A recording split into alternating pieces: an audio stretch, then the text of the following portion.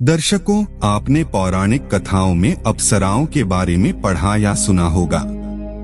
इन कथाओं में अप्सराओं को एक बेहद खूबसूरत और आकर्षक महिलाओं के रूप में दर्शाया जाता है, जो देवराज इंद्र की सभा में नृत्य और गायन का काम करती है और जरूरत पड़ने पर अप्सराएं स्वर्ग लोक में रहने वाली आत्माओं एवं देवों की ये वासना की पूर्ति भी करती हैं। लेकिन इन बातों में कितनी सच्चाई है, यह कोई नहीं जानता, क्योंकि इसका उल्लेख सिर्फ धर्म ग्रंथों में ही मिलता है। हालांकि हिंदू धर्म ग्रंथों के अलावा चीनी और यूनानी धर्म ग्रंथ में भी अप्सराओं का उल्लेख मिलता है, परंतु उनमें अप्सराओं का चरित्र हिंदू धर्म ग्रंथों में वर्णित चरित्र से काफी भिन्न है और उनके नाम भी अलग है।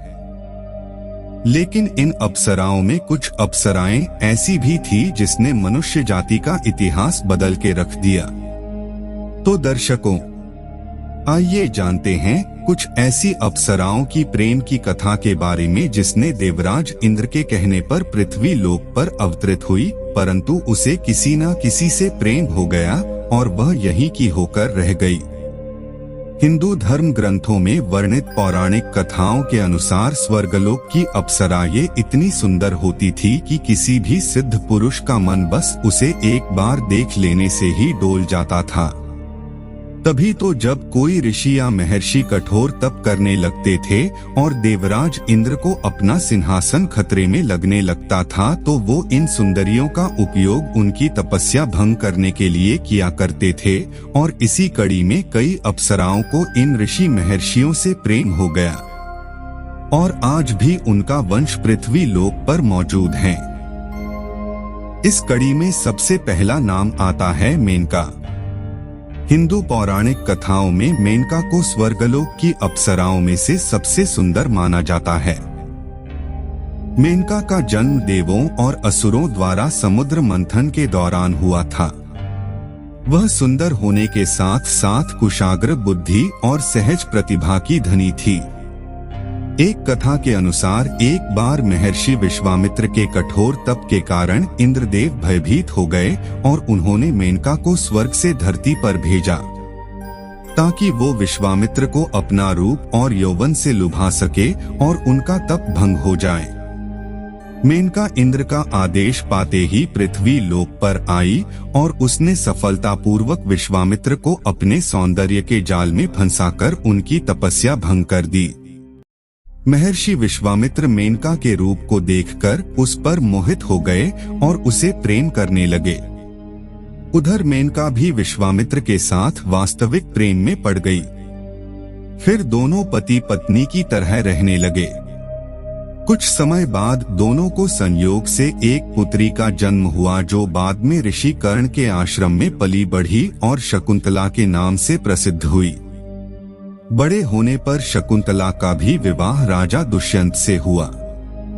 विवाह के पश्चात शकुंतला और राजा दुष्यंत के संभोग से एक पुत्र उत्पन्न हुआ, जिसका नाम भरत रखा गया और उसी भरत के नाम पर आज हमारे देश का नाम भारत है। उर्वशी अप्सरा उर्वशी का सौंदर्य भी बड़ा ही मनमोहक था।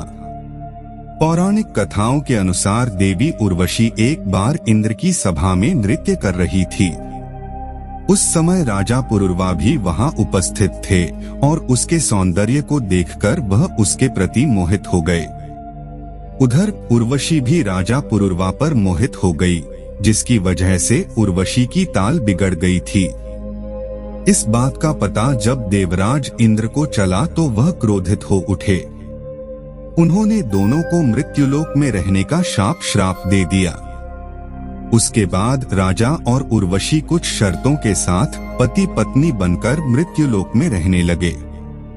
दोनों के कई पुत्र हुए, जिनमें से आयु के पुत्र नहुष हुए। नहुष के ययाति, संयाति, अयाति, अयति और ध्रुव प्रमुख पुत्र थे। इन्हीं में से ययाति के यदुपुर, वसुद्रोह, अनु और पुरु हुए। यदु से यादव और पुरु से पौरव हुए। पुरु के वंश में ही आगे चलकर गुरु हुए और कुरु से ही गौरव हुए। भीष्म पितामह कुरुवंशी ही थे। महाभारत के अनुसार उर्वशी एक बार इंद्र की सभा में अर्जुन को देखकर आकर्षित हो गई थी, और उसने अर्जुन से निवेदन किया था कि वह उसके साथ रमन करें, परंतु अर्जुन ने यह कहते हुए मना कर दिया कि हे देवी, हमारे पूर्वजों ने आपसे विवाह करके हमारे वंश का गौरव बढ़ाया था। आठ पुरु वंश की जननी होने के नाते आप हमारी माता समान है। और अर्जुन के मुख से ऐसी बातें सुनकर उर्वशी ने उसे 1 वर्ष तक नपुंसक होने का श्राप दे दिया था। इसी तरह अप्सरा उर्वशी से संबंधित सैकड़ों कथाएं पुराणों में मिलती है। पुंजकस्थला एक ओर जहां उर्वशी और मेनका ने पूर्वा के वंश को आगे बढ़ाया, वहीं पुंजकस्थला ने वानर वंश को आगे बढ़ाया था। माता अंजनी से हनुमान के जन्म की कथा तो हम सबने सुनी है, लेकिन बहुत कम लोग जानते हैं कि माता अंजनी किसी समय इंद्र के दरबार में पुंजिकस्थला नाम की एक अप्सरा हुआ करती थी। ऐसा माना जाता है कि एक बार पुंजिकस्थला ने तपस्या करके एक तेजस्वी ऋषि के साथ अभद्रता कर दी। गुस्से में आकर ऋषि ने पुंजिकस्थला को श्राप दे दिया कि जा तू वानर की तरह स्वभाव वाली बन जा। ऋषि के श्राप को सुनकर पुंजिकस्थला ऋषि से क्षमा याचना मांगने लगी। तब ऋषि ने दया दिखाई और कहा कि तुम्हारा वह रूप भी परम तेजस्वी होगा। तुमसे एक ऐसे पुत्र का जन्म होगा जिसकी कीर्ति और यश से तुम्हारा नाम युगों युगों तक अमर हो जाएगा।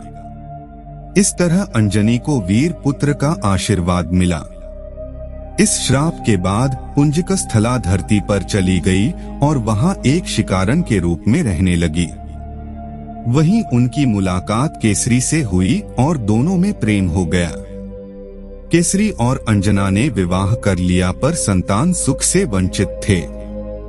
तब मतंग ऋषि की आज्ञा से अंजना ने तप किया। तब वायु देवता ने अंजना की तपस्या से प्रसन्न होकर उसे वरदान दिया कि तुम्हारे यहाँ सूर्य, अग्नि एवं सुवर्ण के समान तेजस्वी वेद वेदांगों का मर्मज्ञ विश्वंद्य महाबली पुत्र होगा। पवन देव की कृपा से पुंजिकस्थला को एक पुत्र मिला, जिसका नाम आंजनेय रखा गया, जो आगे चलकर बजरंगबली और हनुमान के नाम से प्रसिद्ध हुए। रंभा अपने रूप और सौंदर्य के कारण तीनों लोगों में प्रसिद्ध थी और यही कारण था कि हर कोई उसे अपना बनाना चाहता था।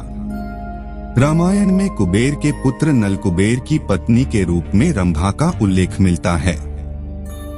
रामायण के अनुसार रावण ने रंभा के साथ बलात्कार करने का प्रयास किया था, जिसके चलते रंभा ने उसे श्राप दिया था कि आज के बाद जब भी तुम ना चाहने वाली किसी स्त्री से संबंध करोगे, तब तुझे अपने प्राणों से हाथ धोना पड़ेगा। माना जाता है कि इसी श्राप के भय से रावण ने सीता हरण के बाद सीता को छुआ तक नहीं था।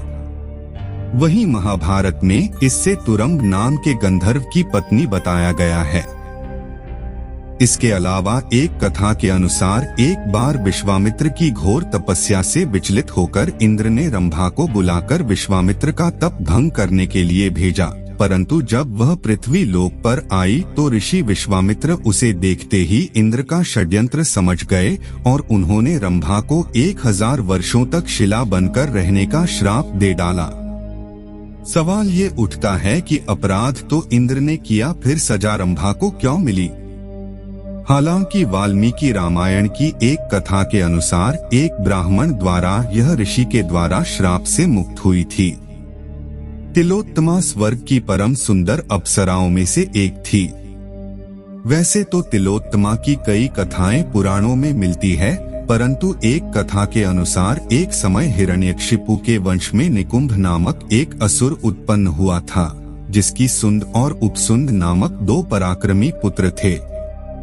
सुंद और उपसुंद ने ब्रह्मा जी की घोर तपस्या की, जिससे प्रसन्न होकर ब्रह्मा जी ने उनसे वर मांगने को कहा, तो दोनों असुरों ने ब्रह्मा जी से अमरत्व का वरदान देने के लिए कहा, लेकिन ब्रह्मा जी ने यह वरदान देने से इनकार कर दिया और कोई दूसरा वर मांगने को कहा।